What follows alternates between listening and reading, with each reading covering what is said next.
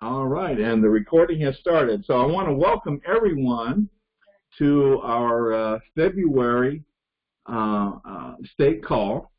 And I forgot to mention this, but Paul, can you kind of monitor the chat screen just to make sure I don't miss anything?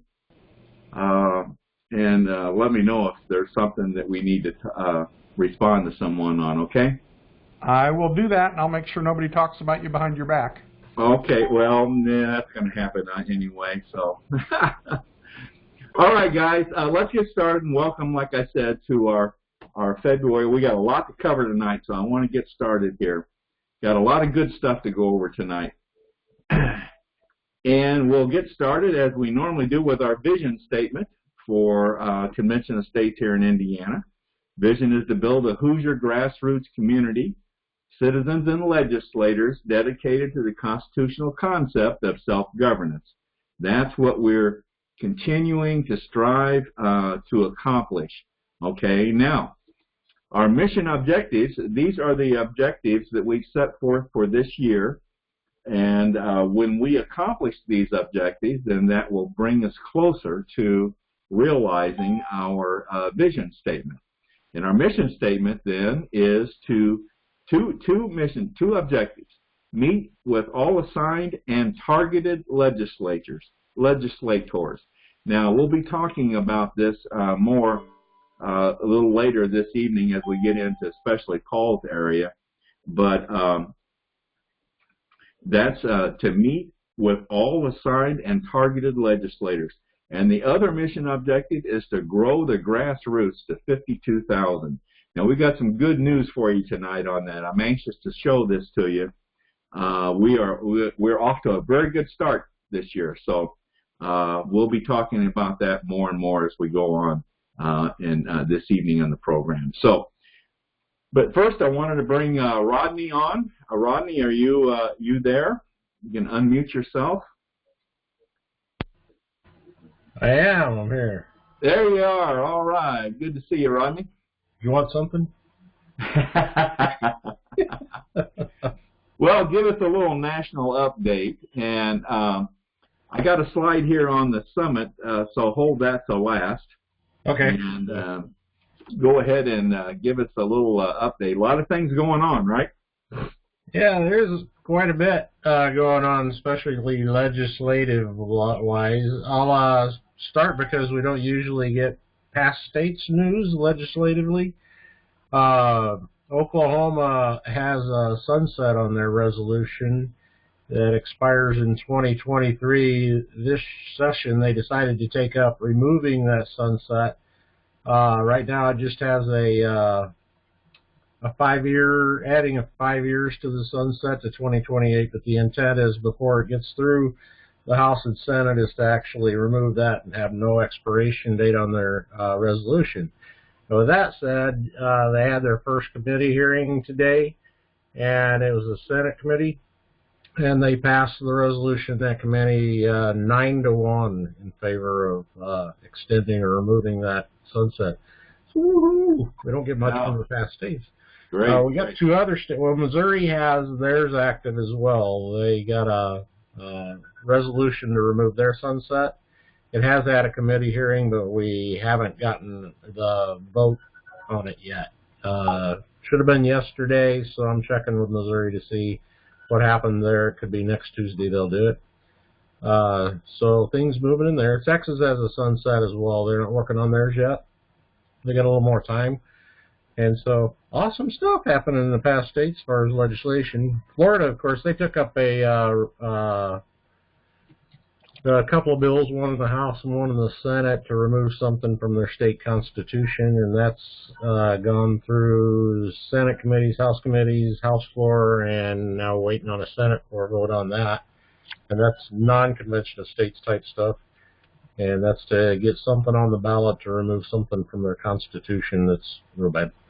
So that's what's going on there in the past states. And then non-past states, I hope you saw Wisconsin passed their Convention of States resolution in the House, both in the committee and on the floor.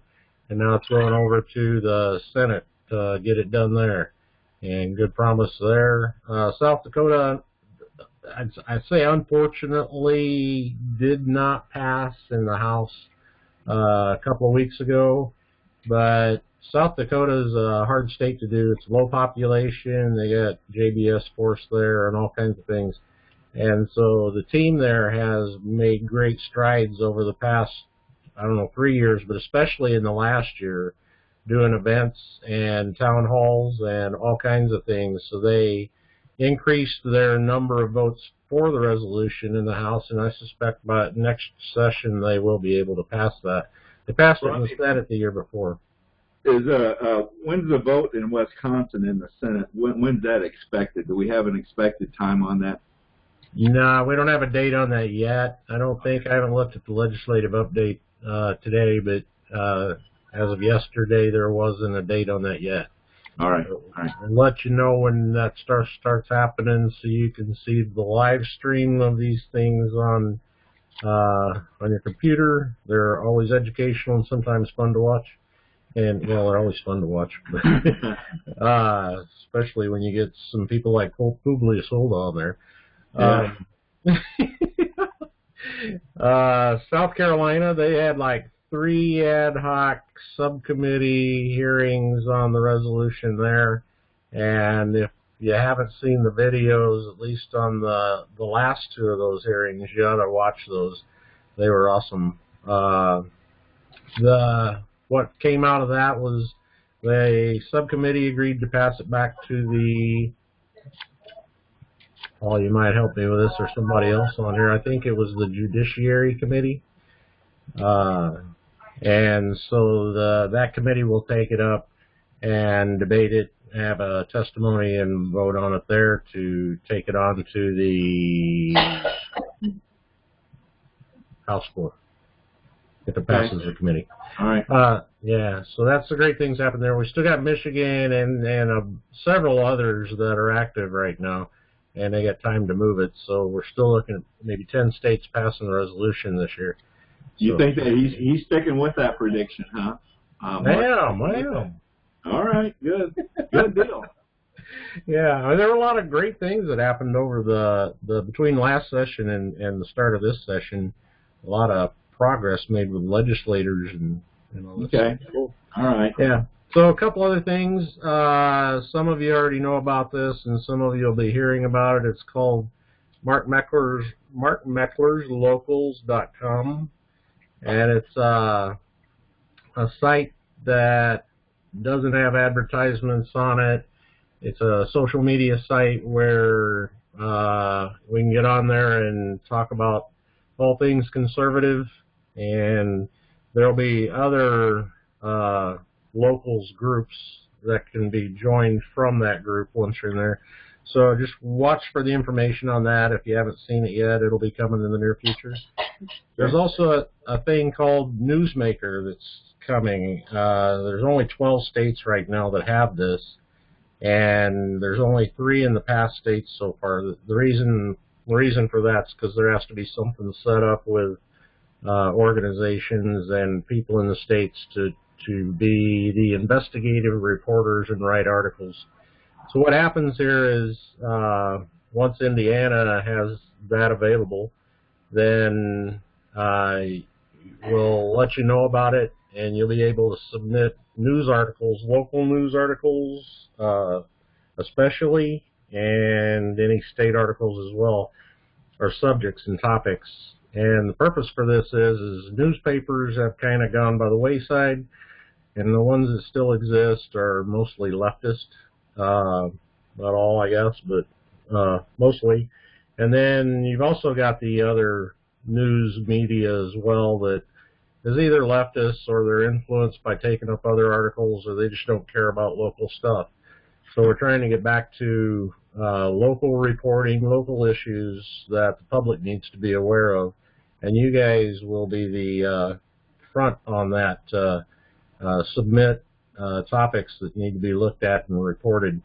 And what happens when you submit that is they have a connection with local media in your area and state media, and they have ways of getting those news articles published there so the people are aware of it. Richard Locum had one when I first found out about this. I forget what it was he was talking about on Slack, but it had to do with something in his local community. You could go back and find it on your Slack. It was a couple of weeks ago. And I had asked about submitting that one, and I didn't ask Richard, I asked the people in charge. And that's when I found out that Indiana was not one of the states that are in this yet. But Oh, really? Okay. So watch for that. It's All right. Newsmaker. Yeah. I think that's all I got, Dale, until you get to the summit part. Let's talk about the summit real quick. I know this is something that we want to start talking about more and more. This is the summit that is going to occur in Dallas, Texas, this year. I think it's July 30th through the 2nd of August, I believe it is. And I've registered for it. I know Paul has, and so is Maya. I'm not aware of anyone else that's registered for it from our state. I apologize if I've missed anyone. But listen, we want to get a good showing there for the state of Indiana. So please, I encourage you to look at this. It's on the national website, and the registration fee right now is $129.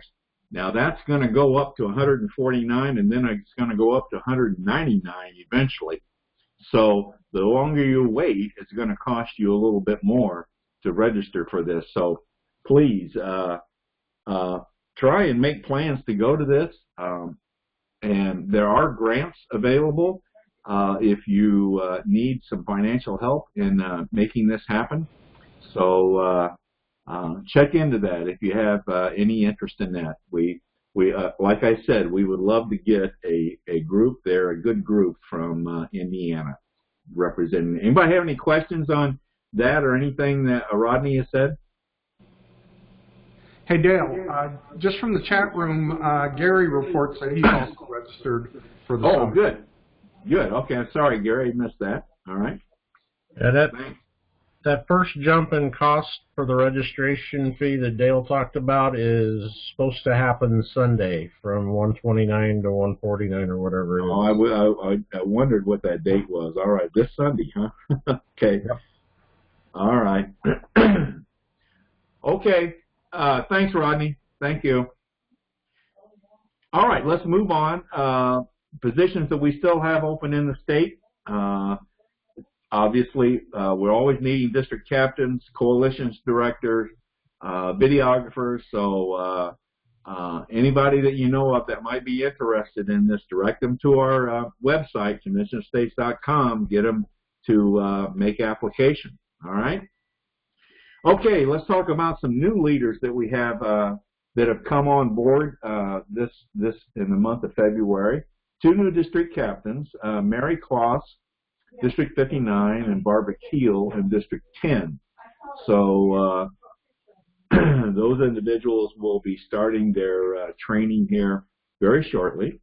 Now, we have another gentleman that I wanted to bring on tonight. And Rick, you want to unmute yourself and turn your camera on if you would. Rick Lyon came on board a month or so ago. There he is. And Rick is, excuse me, need to clear my throat there a little bit. Rick is our new events coordinator. And Rick, how are you? I'm doing very well. Glad to be here. Meet everyone here tonight. Good. Rick normally has another obligation on the night where we have these state call, but he told me that he was available tonight. So so I thought I would have him come on. And Rick, you want to just very brief? Where'd you go? Hello, Melba. Yeah, I think someone else was trying to talk there. Okay. Rick, you want to just briefly a little bit about yourself, and so people know a little bit about you. Okay. Well, currently I'm in South Bend, and I retired about 1.5 years ago from a steel mill down in Crawfordsville. And my wife, she's the one that got us started with Convention of States, and she's signed up to do the newsletter. So we're kind of husband and wife teaming it here. I'm going to be talking about her a little later on in the call tonight. So right. Yes, folks, we have a husband and wife team here that they are both being contributors to our cause. So we're really proud of that. Okay, I'm sorry, Rick, go ahead. All right. So I've been involved with some nonprofit organizations like Religious Spiritual Organization and through the years, and have been involved with planning and hosting some events. The largest one I ever did was in 2004 in Chicago. We had 300 and some people from several different countries. And 2011 we did a big one that was 180 people that had 20 people from 27 different countries. And about every year I'm involved with some conference or event of some kind. We just finished up one in Normal, Illinois in September of last year. So I saw the position of event coordinator and I thought, well, maybe this would be a place that I can help out. And, Susan was really the one that had the original interest here, but I'll admit that the more I read about this and the more I meet people involved with this, the more excited I am about it. And so I thought, well, that's a position that I can maybe contribute to the success of this and see what I can do to help out. Thank you. I think we've told you this before. We've been looking for someone for this position for some time. So we're very, very happy to have you on board, Rick, and we're going to get you involved. We're going to get you involved. I'm new at all this with you folks, so just tell me what you like to do, and I'll see what I can do to make it happen. All right. Good deal. Thanks for coming on tonight, Rick. Thank you. Thank you. Thanks for having me. Okay, folks, let's move it on. Now, since we're talking about new leaders coming in and training, I wanted to talk about our training program. And Paul, you and George, feel free to chime in on anything that I say here, unless it's something I say about George, because everything I say about George is always true, so you can't refute that. But anyway, I wanted to talk about our training program. Now, what you see here on the screen, we're not going to go through this line by line, but this is what we look at from day to day. Those of us that want to monitor, want to see what's happening in our training program with the individuals that are in our training program. Now, as you know, our training program involves, for a district captain at least, involves 6 modules. Okay. Now we have revamped our training program for 2020 to include a couple things here.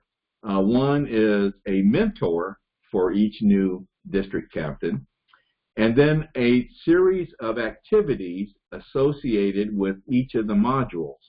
So that's what you see here on this screen, and I know it's hard to read, but what we've got here are we've got the names of the mentors, we've got the 6 modules and the individual activities that are associated with completing the module.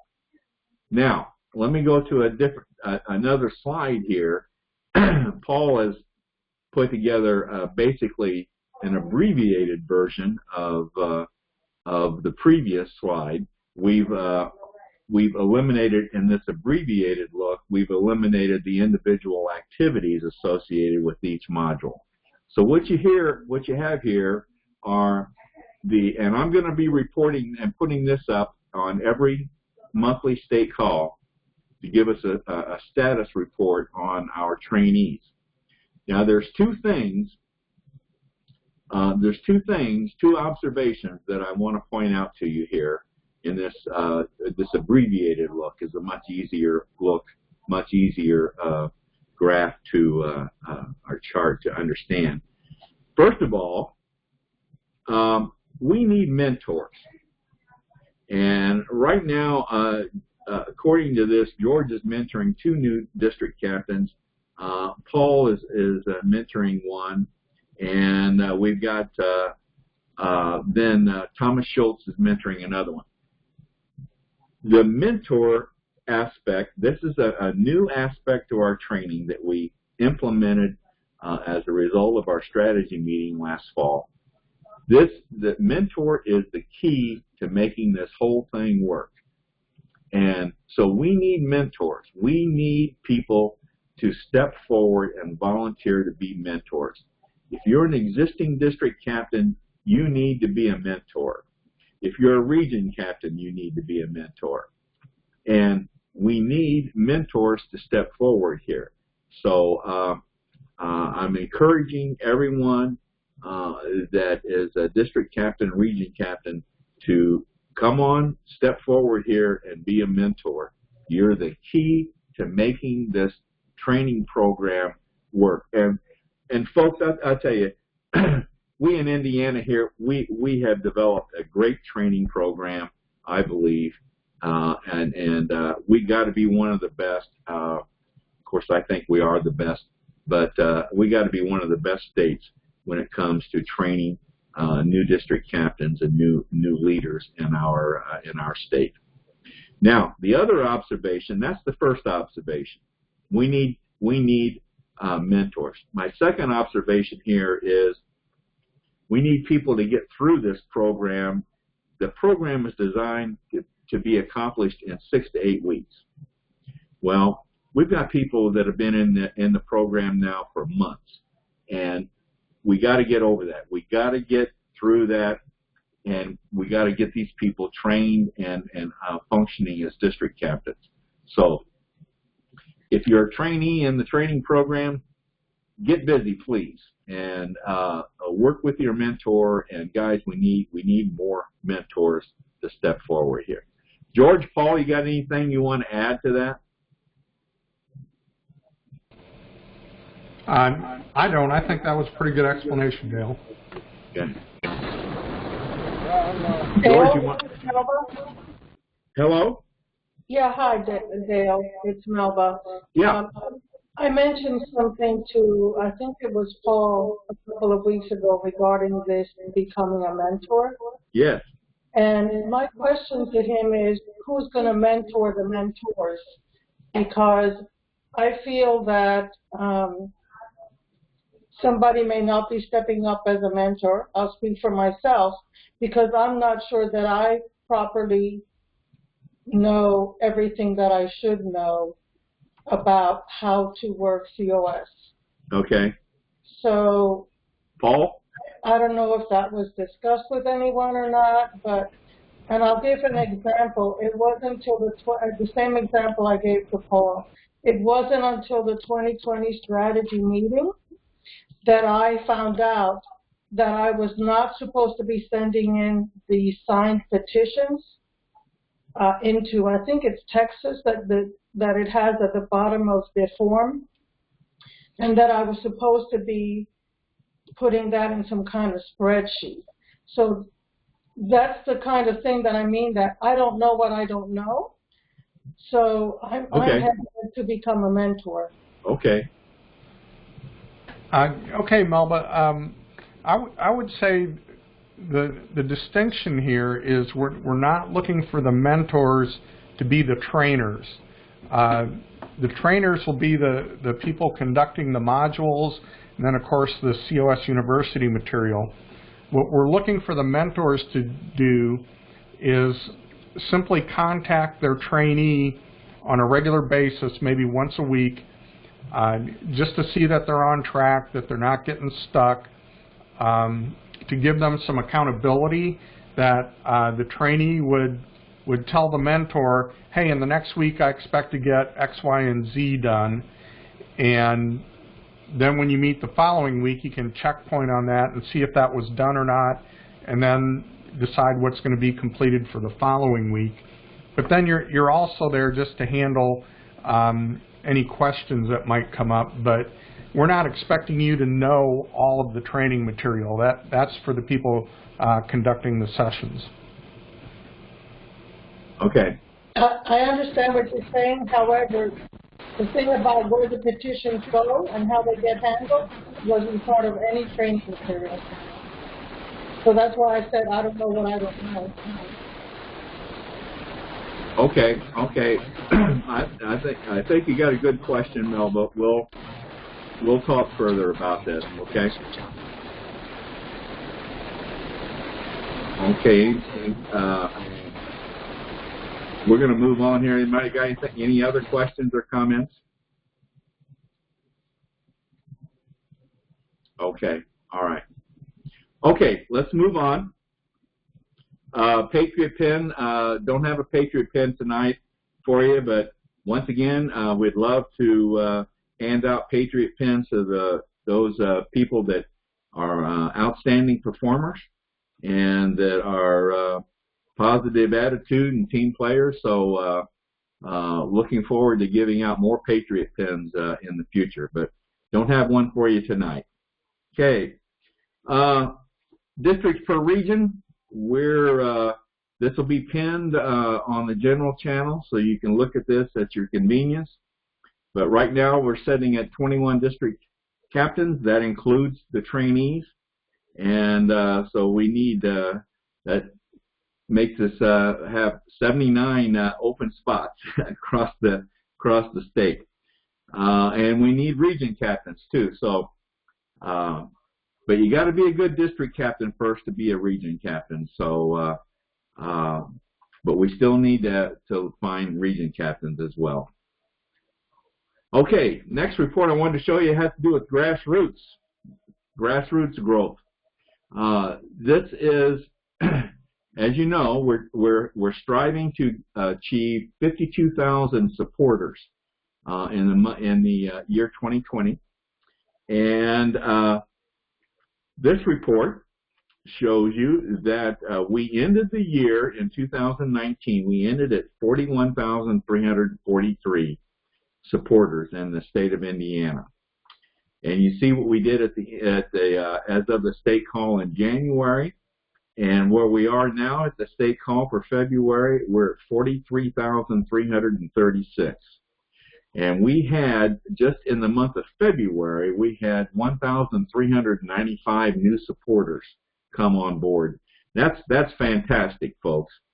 And we have a total now, our total year to date, February 24th, year to date, 1,993 new supporters that have come on board here in the state of Indiana. And if we can keep up this pace, we will hit our 52,000 goal. So, and there's the breakdown by region. Once again, Region 3 led the way for the month of February with 227. So, of course, this will be pinned on the general channel in Slack if you want to look closer at this. All right. Anybody have any questions on any of these so far? Okay. All right. I want to talk about now our Mission Excellence Plan. And Gary put this together. And I think it's a great program that we have whereby we can track and see what our district captains are doing and who's doing what. So the excellence plan is basically into 3 areas: the general and training area, the building legislator relationships, and growing the grassroots. And you can see, it's probably hard to see, but this is pinned on the general channel as well. But you can see there are a number of activities in each of those areas where a district captain can receive points for doing those activities. And we just think that this is I think this is just a great way to recognize district captains that are out there doing their job. So we presented this in January, and this is our Mission Excellence Plan. Now, we've got a new tracking report now that's related to this plan. And Gary, I want you to feel free to comment on this, but Gary has put together this summary of the points that have been accumulated in January and February. And as you can see, there are individuals that are generating points in each of the three categories, or each in the three groups. And we've got some people that are doing a very good job. I'd want to recognize Richard Locum, George Ward, Gary Spellman, Ed Paraguay, Melba. All of you guys all are doing a great job. Now we've got some individuals on here without any points, and that's not good. We do have some minimum expectations here. So if you haven't registered any points, we need you to get busy and get that information to Gary. Gary, do you have anything else you wanted to comment on this or say? Yeah, I don't want to complain, Dale, but I've submitted 2 reports. To Gary? That's correct. Okay. One in January, 1 in February. Okay, I might have missed one there, but anyway, a little bit of an explanation here. You see under January and under February, there's a series of 3 numbers. And so the first number represents points earned for general and training, the second number for building legislative relationships, and third one for growing the grassroots. So there's a learning curve here that we're all working on to develop this. Sorry if I missed those reports from you, but in any case, I think Larry would have quite a few points given the Capitol Day visits, if nothing else, in both of those months. So you know what? I'm totally embarrassed because I don't know how I missed putting his points in, because I know he did submit me his reports. Okay. And that was okay. We'll get that straightened out then. Yeah, mess up on my part. I'll find those and get those to you. All but right. In any case, the object of the Mission Excellence Plan is to identify discrete activities that will help move us toward our goals for the state. There are 25 different items. The points vary based on how much work goes into something and how much value it may have. So meeting a legislator at a public event where they are, that's worth 1 point. If you sponsor a table at an event, a gun show or fair or something like that, that's worth 10 points. And everything that you do can help us help move us along to achieve our state goals. Okay, good deal. Thanks, Gary. Anybody else have any questions or comments? Dale, I'm going to make a pain of myself tonight. I apologize. Okay. I heard you say that some of these forms are in the general channel, and there's a tremendous amount of very good information in the general channel. But just for ease of finding these forms, I'm wondering if we couldn't just either put them under the Slack channel for DC forms, or create a new folder that is strictly forms, so that we don't have to go to the general channel or other channels trying to figure out where these forms are located. If we could just have them all in one place, in one folder, it would make it so much easier for all of us that have to fill these things out. Do you know how to find a pinned item? No, I guess I don't. Okay. Because the pinned items basically is a folder, is a file for these things. In Slack? It is a file. Okay. Okay, we'll get with you, Melba. We'll get with you on that. But okay, so maybe that's another thing that we can cover during the training, so that as newbies come on, they know where to find these things. okay, all right, Okay. good. All right, thank you. Okay, anything else? Anybody have any others?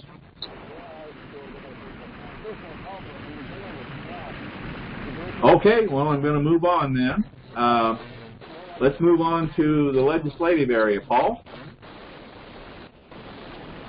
Yep, I just had to unmute myself. So as far as the target legislator tracking report, we had no change in that over the last month, even though we did have a Capitol Day. And my hope is that once the session closes out in a couple of weeks here, that we'll have more opportunities to meet with the legislators in our home districts.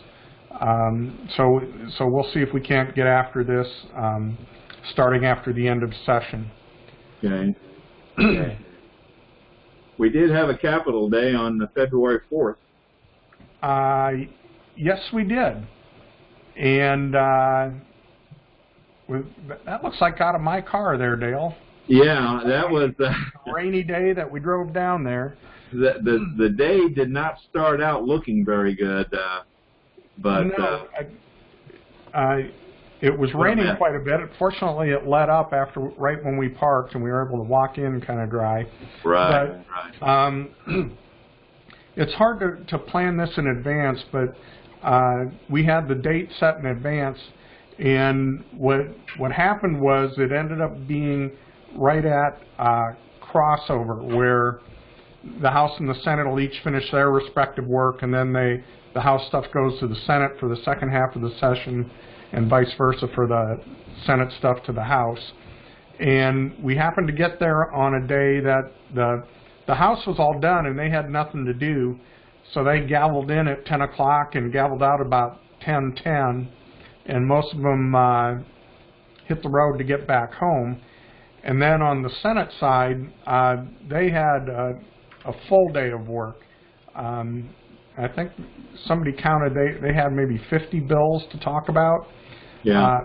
But despite that, we did make some really good contacts, and you know, I think it was a very successful day at the Capitol. I did talk with Jack earlier this week, and we looked at the feasibility of doing one more Capitol Day visit this year, but we don't think that's feasible. They're going to be wrapping up in the next week or two. You know, I counted 3 Capitol visits that we did this year, and I think that's pretty good for a short session. Okay, all right. Yeah, Jack Durth is our guy that sets these Capitol Days up. So I just want to keep him in everyone's mind as our Capitol contact there. Okay. All right. Now I'm flipping back here to your slide here, Paul. Okay. Candidate surveys. You want to talk about candidate surveys? Yeah, just to make a mention about it, I've been working on that. This is something we do during the election years. We did this 2 years ago, and it involves sending a survey regarding convention of states to any candidates for the House or Senate. So filing for candidates cut off the end of February. So I got the list. There are about 250 candidates for those offices in the states. And just yesterday I finished collecting email addresses for all of those that I could find. And probably over the weekend I'll be sending out by email a survey to all of the candidates so they can indicate if they support Convention of States and a few things like that. And there's an opportunity for them to ask for a personal briefing. So we may get some opportunities to meet with candidates before the primary in May. So once those surveys go out, when we get them back, I'll I'll share the link with everybody where you can go online and see the responses for any folks that respond. So that's just something that's going on. Okay. I wanted to mention the COS app again. Okay, we got some echo going on here, don't we? Okay, that's better. This is something we introduced last month, and so if you haven't downloaded this yet, I would encourage you to do this. It's called the COS app, and we got a picture of Gary here on this slide. The reason I've got that on there is that Gary made a short video explaining how to use this app. So I would encourage that's on the, I think Gary put that on Slack on the general channel, if I recall right. So that's available to anyone out there that wants to download that and use that app. It's really very, very handy. You got anything else, Paul, that you wanted to say about it? Or?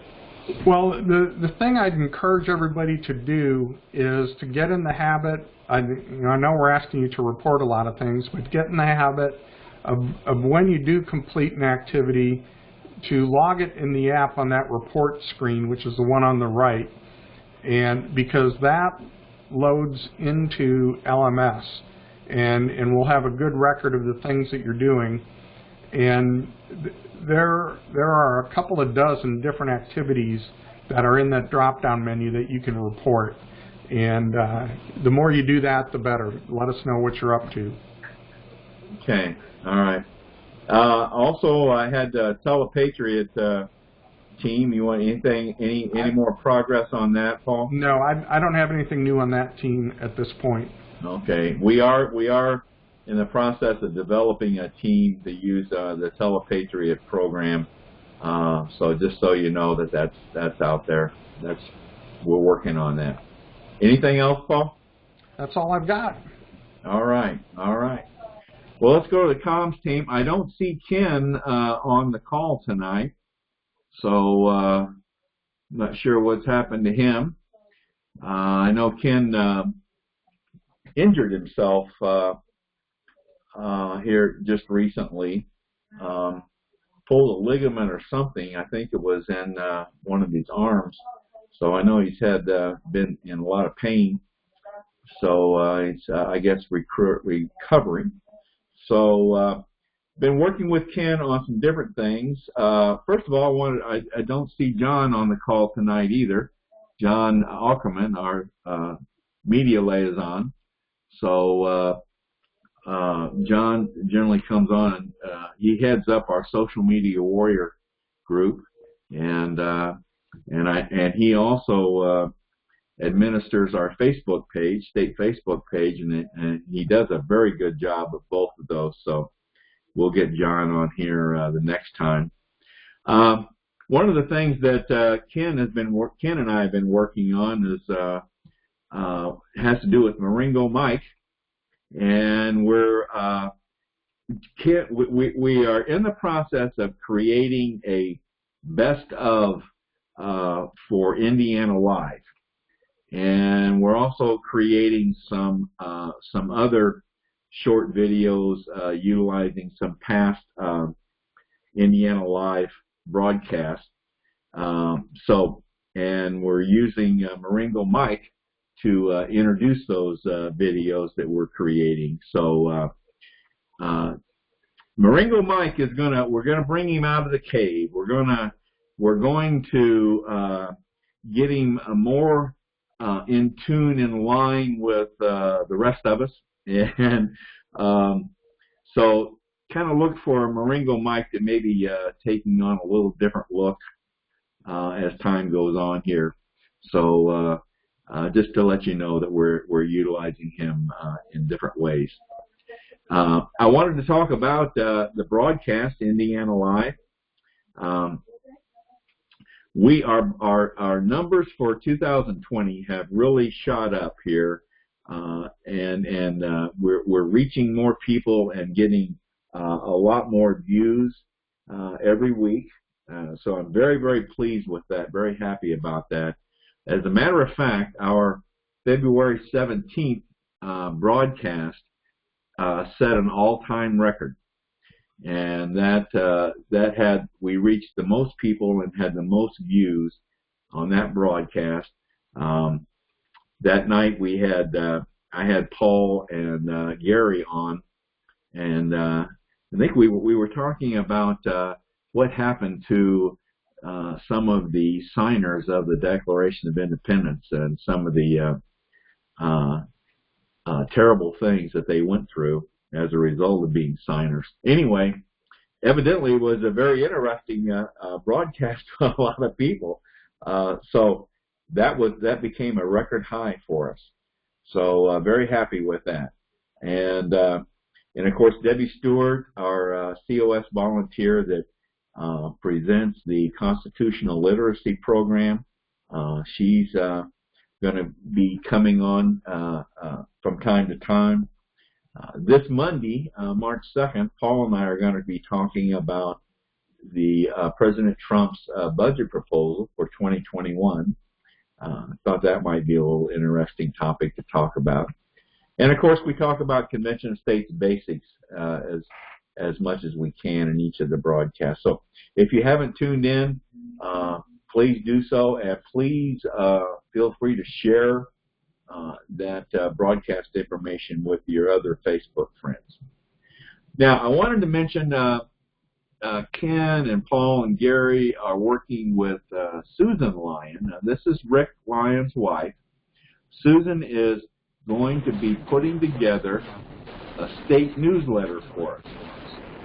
And I've just got some snippets here. This is just some of the stuff she's putting together for our first newsletter. It's not completed as yet, but she's got a little piece on Marengo Mike. She's got a little piece on the Indiana Live broadcast, Prayer Warriors, and then of course national news. So once we get this put together here, this will be something that Susan will be publishing each month, and we'll be sending it out to everyone in the state. And we got some great plans here. Hopefully, hope I'm saying this right, but this should be in a format where you, as a district captain, can take this and modify it to fit your particular district, so that you can send out a newsletter yourself. But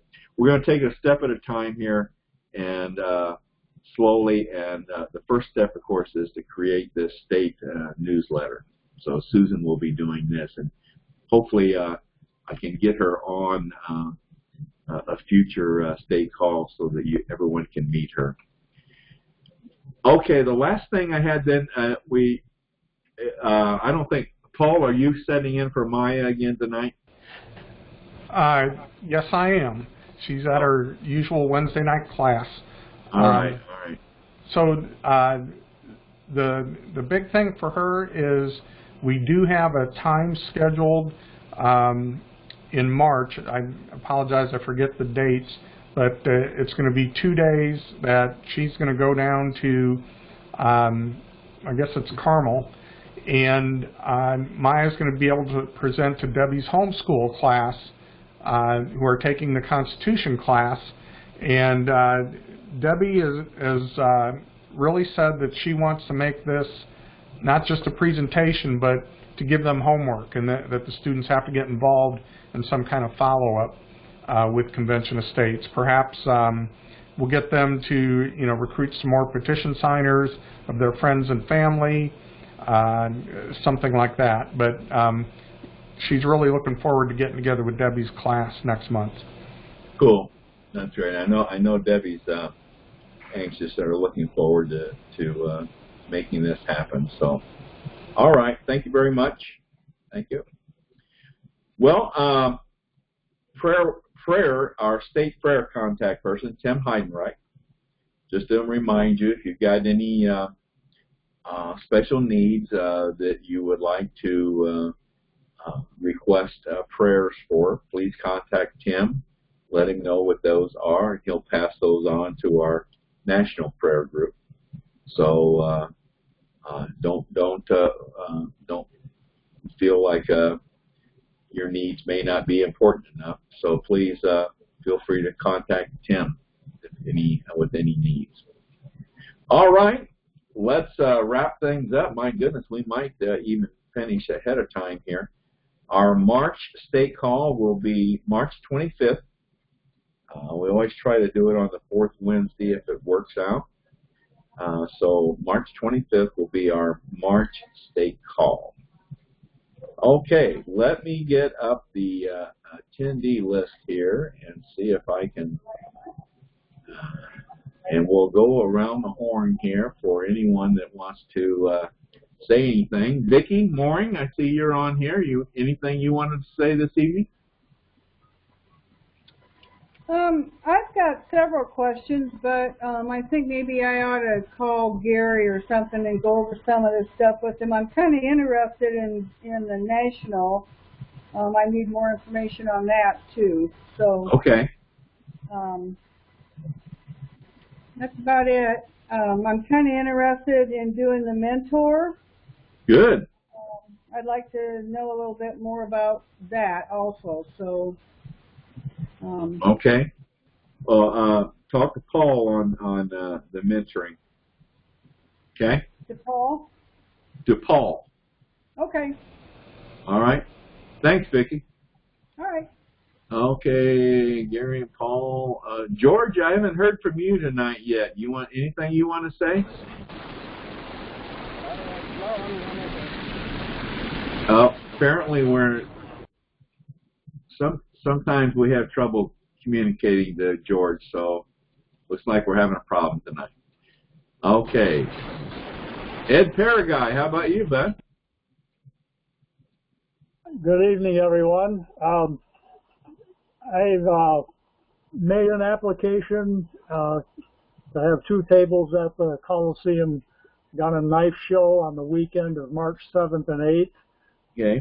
I've talked to most of the people who I've helped in the past, hoping we're going to get a couple of new faces there. Both the people that I spoke with said they were interested.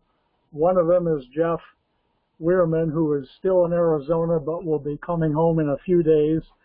I see that he has, looks like two more sessions to complete his training. I told Gary some time ago I'll try to be his mentor, and the gun show will be a chance to spend some time with him, and if necessary, we'll meet one-on-one.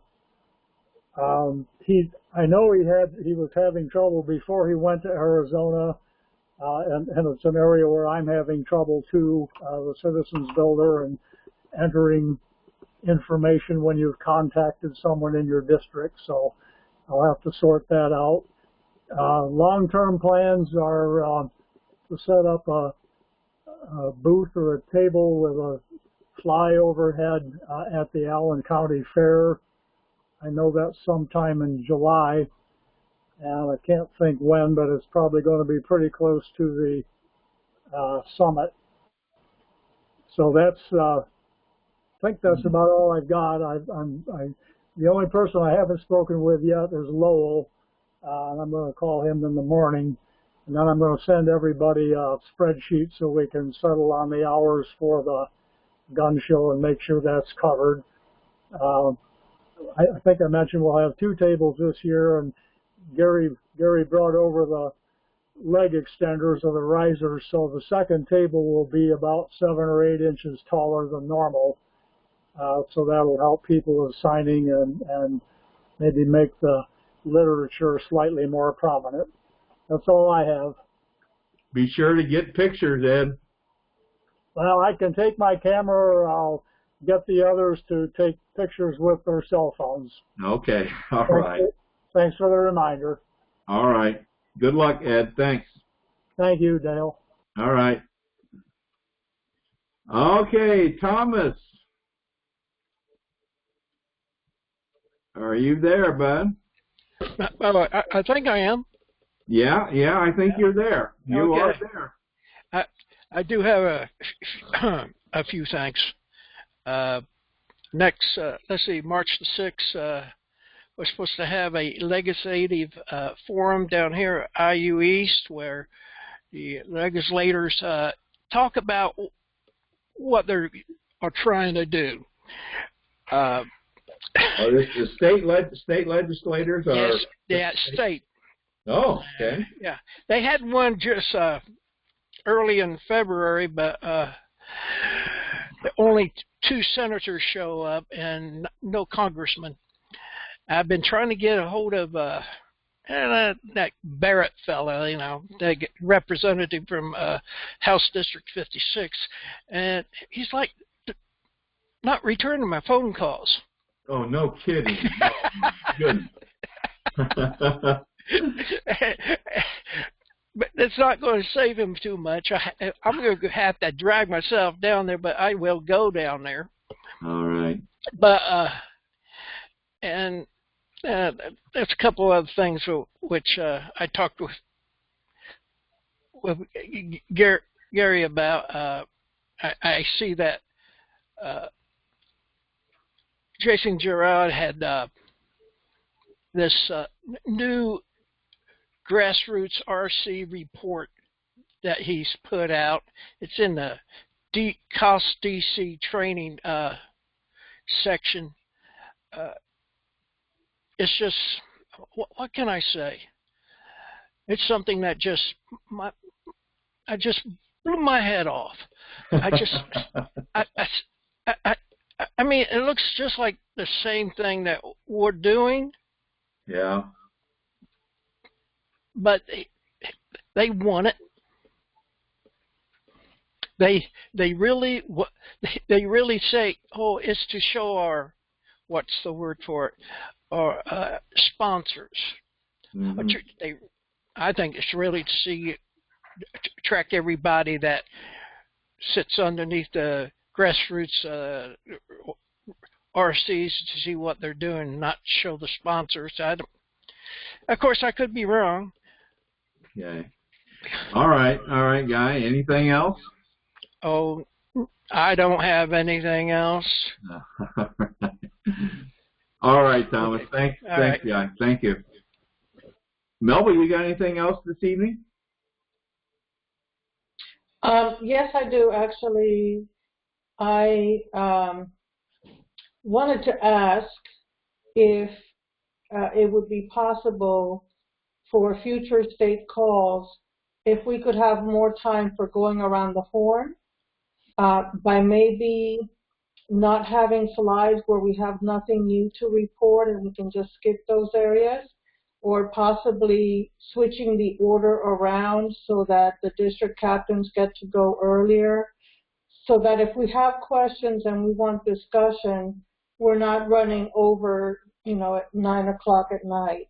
Yeah. That was one thing. The second thing was a suggestion that Gary made to me earlier this week regarding a meeting I'm having with a supporter on Friday. And I thought it was good enough that maybe it's something that all of us district captains want to put in our newsletters or in an email. And that has to do with Constitution Day on September 17th. That I thought we could reach out to our supporters and say, hey, have you talked to the PTA or the teachers or the school administrators about what they're doing for Constitution Day, because that can be a way that we can educate the young people on Convention of States and what our Constitution actually says. So that's something that I'm looking to include in my June newsletter. Okay. So that they have plenty of time to work on it. Anyone who's interested by the time that the school year starts in August. So I just wanted to mention that. I thought that would be something that maybe we would want to do statewide rather than just me. Yeah. Okay. All right. Thank you. Okay. John Donka, you there? Hey, John. Well, you were there. Larry Hudson, you got anything else?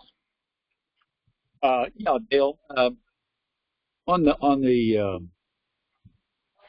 state newsletter that is in the works, I need, I guess, clarification. who will be the viewership of that newsletter? Who all will get that? That'll be that. The plan right now is to send that out to the whole state. Oh, now, okay. So whoever will receive whoever has opted to receive email, okay, that'll be sent out to the whole state. So the district captains, then we should probably start limiting our newsletter to just local information, so as not to be repetitive. Well, okay. Maybe I'm before I say anything, I'm not real clear on what we're going to do here.